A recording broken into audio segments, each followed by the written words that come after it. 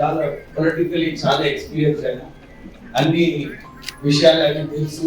ఆయన ఆర్థిక శాఖ మంత్రి వాళ్ళు టిఆర్ఎస్ ప్రభుత్వంగా ఎంత రాష్ట్రాన్ని ఎక్కడ నడిపించిందో ఆయన మంచిగా తెలుసు. ఎక్కడ ఏ ఏ కార్పొరేషన్ ఏ ఏ సంస్థ ఉన్నదో అన్ని సంస్థలకు వెళ్ళి వారు 10,000 కోట్ల రూపాయలు లోన్ తీసుకోవాలనుకుంటే 1,00,000 కన్నా పైన లోన్ తీసుకున్నాడు ఆయన. అయితే రాష్ట్ర ప్రభుత్వం నెలకు 5,000 కోట్ల రూపాయలు కానీ మిత్తి కడుతుంది. హరీష్ రావు గారు కేసీఆర్ గారు చేసిన అప్పుల కోసం రాష్ట్ర ప్రభుత్వం 5,000 కోట్ల. మీ అందరూ తెలుసు మన ఆమ్దాని మనకు నెలకు జీతం 10,000 ఉంటే 8,000 ఖాళీ అప్పుకు పోతే ఇంకా ఏం మిగులుతుందమ్మా? సార్ మీరు అబద్ధం చెప్తున్నారు. లెక్క చెప్పండి, నేను చెప్తా. ఏ రోజు మేము అబద్ధం చెప్పదు కదా, తప్పుడు లెక్క చెప్పదు. న్యాయం మాట్లాడింది అసెంబ్లీలో మాట్లాడుతున్నారు, మాట్లాడుకుందాం. తప్పు చెప్పదు. आप बात करिए, हो गया, मैं बात करने दो. सही बोले तो सुनतो मैं. टीआरएस ప్రభుత్వము అందరికి డబుల్ బెడ్రూమ్ ఇల్లు కట్టిస్తారు. అందరు కట్టించిందామా? చేతులు ఎత్తండి. కట్టించిందా? మంచిగా చెప్పండి. ఇట్లాని ఇంతకుముందేమో ఇట్లాను కట్టించిందా? అట్లా సమస్యలు చాలా ఉంటాయి అని నేనేం చెప్తున్నంటే, రాష్ట్ర కొత్త రేషన్ కార్డు వచ్చినాయమ్మా ఎవరికైనా? రాలేదు. అయితే రాష్ట్ర ప్రభుత్వం వచ్చిన తర్వాత మనందరికీ గ్యారంటీ కార్డు అన్నారు. తర్వాత మీ అందరికీ కూడా సలహా వస్తుందమ్మా? అందరికి చేతులు ఎత్తున్నామా? అందరికి వస్తుంది. హరీష్ భాయ్ ఇంత అచ్చా గ్యారంటీ కార్డ్, ఇంత అచ్చా స్కీమ్స్ రాష్ట్ర ప్రభుత్వం తీసుకొస్తుంది. మీ అందరికి కూడా ఒక్క నిమిషం అమ్మా నేను మాట్లాడి, మీరు అందరు కూడా ఒక్క విషయం గమనించాలి. రాష్ట్ర ప్రభుత్వము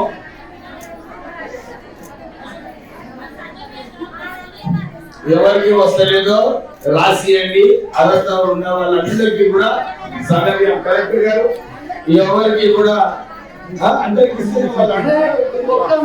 సిద్దిపేట అర్బన్ ఏరియాలోనే 5,000 పైగా రేషన్ కార్డు ఇచ్చారు సార్. కొత్త రేషన్ కార్డు సిద్దిపేటలో, సిద్దిపేట కాన్స్టిట్యున్సీ మొత్తం కలిసి దాదాపుగా 8,000 రేషన్ కార్డు ఇచ్చారు సార్. మనం పెద్దగా కార్యక్రమం పెట్టాం కదా సార్ జూలైలో. అదే అందరూ కూడా మీరు గమనించాలి. 10 సంవత్సరాలు మనకు రేషన్ కార్డు ఇవ్వలేదు.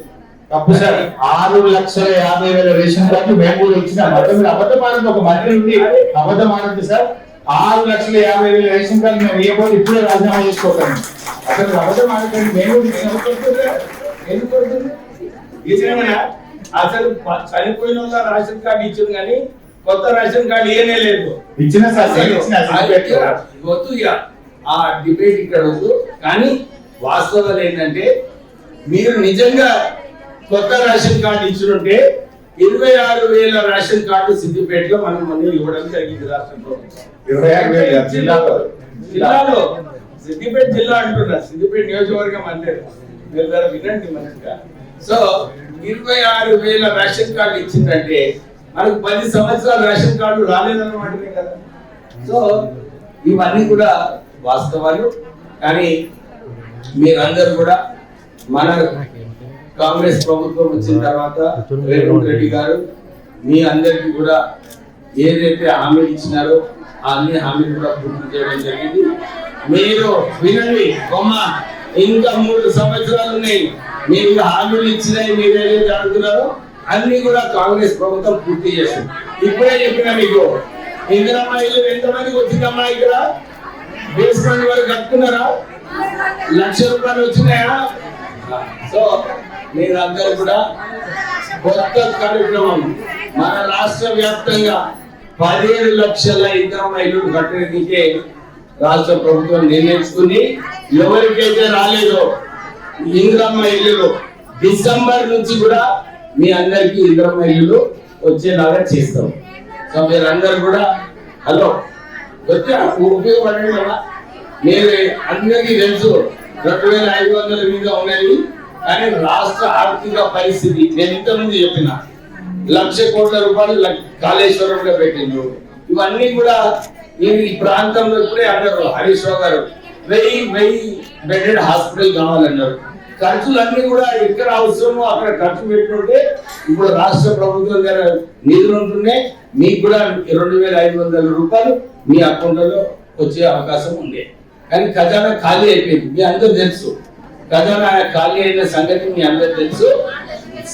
నెలకు 5000 కోట్ల రూపాయలు బిత్తి కడుతున్నారంటే మీరు కూడా అర్థం చేసుకోవాలి. కొద్దిగా మీ అందరికీ మళ్ళీ ఒకసారి రాష్ట్ర ప్రభుత్వం తరఫు నుంచి, కాంగ్రెస్ ప్రభుత్వం తరఫు నుంచి ఏదైతే ఇందిరమ్మ ఇల్లు అన్నారో, కొత్త రేషన్ కార్డు అన్నారో, ఇవన్నీ కూడా ఇవ్వడానికి రాష్ట్ర ప్రభుత్వం సిద్ధంగా ఉంది. మీరందరూ కూడా కళ్యాణ లక్ష్మి ఈ కార్యక్రమంలో కలెక్టర్ గారు ఏమైనా సమస్యలు ఉంటే మేము కొద్దిగా మళ్ళీ చర్చించి వారి సమస్యలన్నీ కూడా పరిష్కరించే అవసరం ఉంది. నేను ఈ మీటింగ్ తర్వాత ఉంటాను. నిజంగా ఏమైనా సమస్యలు ఉంటే వచ్చి నాతో మాట్లాడండి. జై హింద్. సో ఈరోజు కళ్యాణ లక్ష్మి చెక్కులు అందుకోవడానికి వచ్చిన మీ అందరికీ మరి శుభాకాంక్షలు. ముఖ్యంగా మా గౌరవ మంత్రివర్యులు వివేక్ గారిని కూడా నేను కోరేది, మా అక్క చెల్లెలందరూ కూడా తులం బంగారం ఎప్పుడు ఇస్తారా అని ఎదురు చూస్తున్నారు వివేక్ గారు. దయచేసి 1,00,000 రూపాయలు ఆ రోజుల్లో మీరు మాట ఇచ్చారు, కేసీఆర్ గారు 1,00,000 ఇస్తున్నాడు, మేము గెలిస్తే 1,00,000 తులం బంగారం కల్పిస్తామని అన్నారు. మరి రేవంత్ రెడ్డి గారు ముఖ్యమంత్రి గారు చెప్పింది కనుక దయచేసి ఆ తులం బంగారం కూడా మా అక్క చెల్లెలకు ఇవ్వాలని చెప్పి మీ అందరి పక్షాన్ని నేను కోరుతా ఉన్నాను. ఇకపోతే మా మంత్రి గారితో ఒక రిక్వెస్ట్ ఏంటంటే, ఈ మక్కలు కొనడం ఒకటి స్టార్ట్ చేసింది మంత్రి గారు. అయితే మక్కల కొనుగోలు కేంద్రాల్లో ఏమంటున్నారంటే, ప్రతి రైతు దగ్గర ఎకరానికి 18 క్వింటాల మక్కలే కొంటాము, మిగతాది కొనము అంటున్నారు ప్రభుత్వం. జనరల్గా ఎకరాకి ఏమైందంటే 30 క్వింటాలు పంటాయి. ఎంత పంటే అమ్మా? 25-30 క్వింటాలు పంటాయి. కానీ 18 కొంటామంటున్నారు. మరి మిగతాది ఎక్కడ అమ్ముకోవాలి? బయటనేమో 1600, 1800 ధర ఉంది. ఎంఎస్పి మక్కలకు వచ్చి 2400. అయితే 18 క్వింటాలే కొంటామనే ఒక నిబంధన పెట్టడం వల్ల మక్క రైతులందరూ బాధపడుతున్నారు. దయచేసి ఎంత పంటే అంత కొనమన్నారు. నార్మల్గా 25 నుంచి 30 క్వింటాలు మక్క పడుతుంది. మీరు ప్రభుత్వం దృష్టికి తీసుకుపోయి మంత్రి గారు మక్కలు పూర్తిగా కొనుగోలు చేసే విధంగా కృషి చేయాలని చెప్పి గతంలో కొన్నాం. ఎంత పంట పడినా గత బీఆర్ఎస్ ప్రభుత్వం ఎంత పంటే అంత కొన్నది. మరి ఇప్పుడు ఎందుకో కొత్తగా ఈ రూల్ తెచ్చిండ్రు, దీన్ని సవరించాలని గౌరవ మంత్రి గారి దృష్టికి నేను తీసుకురావడం జరుగుతా ఉంది. లాస్ట్ ఒకటే రిక్వెస్ట్, వీలైతే ఒక డిఆర్సీ మీటింగ్ పెట్టండి మంత్రి గారు. మళ్ళీ 3 నెలలు అయిపోయింది. పోయిన డిఆర్సీ మీటింగ్ లో కొన్ని విషయాలు మీ దృష్టికి తెచ్చాను. మా సిద్దిపేటలో 1000 పడకల ఆసుపత్రి అట్లే ఆగిపోయింది, ఒక్క అడుగు కూడా ముందుకు పట్టలేదు. మా నర్సింగ్ కాలేజ్ పని అట్లే ఆగిపోయింది. మా వెటనరీ కాలేజ్ పని అట్లే ఆగిపోయింది. మంత్రి గారు దయచేసి మీరు మా ఇన్ఛార్జ్ మంత్రిగా మా పనులన్నీ కూడా కొనసాగే విధంగా మీరు చొరవ చూపాలి. పోయినసారి మీ దృష్టికి తెచ్చారు, మళ్ళీ కూడా నేను ఒకసారి మీకు గుర్తు చేయడం జరుగుతూ ఉంది.